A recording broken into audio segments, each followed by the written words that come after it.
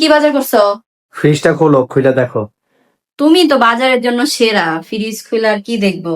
ওমা, আমি অবশ্য সবকিছু ফ্রিজে বক্স টক্স করেই রাখি, সব মাছ। ওমা, এটা আবার কি মাছ? এটা তো রূপচাঁদা মাছ আনছো। হ্যাঁ, এটা রূপচাঁদা। আবার এইটা দেখে আবার তুমি শোল মাছ আনছো। হ্যাঁ, এটা ওই যে আগের বার খাইতে পারি নাই, কষায়া খাইছো। তুমি আগের বার পয়সায় আমি খাইছি দেখা তুমি আবার আনছো এটা ভাইজা, তারপরে ভুনা খাবা সেজন্য। আচ্ছা ঠিক আছে। আর এটা হচ্ছে রূপচাঁদা মাছ না?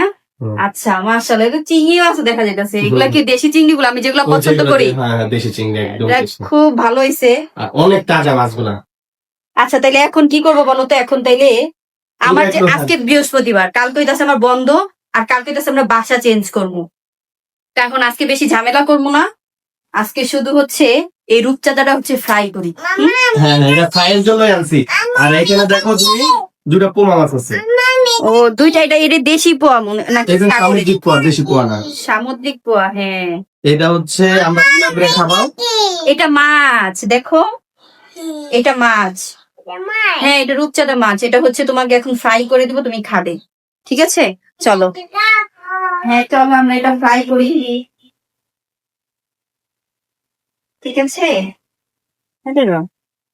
দেখি একটু নাগর তো বাচ্চে। এই যে রূপচাঁদার সাইজ, এটা ভালো। এটা সামুদ্রিক রূপচাঁদা বলে মনে হয় এটাকে। আর এটা কেমন? এটা কি?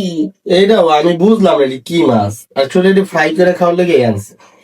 এটা তো অদ্ভুত লাগতেছে। এটা আমি চিনি, এই মাছটা আমি চিনি, এগুলো আমি চিনি। এটা হচ্ছে যে সামুদ্রিক রূপচাঁদা, আমি আসলে ওরকম ভাবে চিনি না।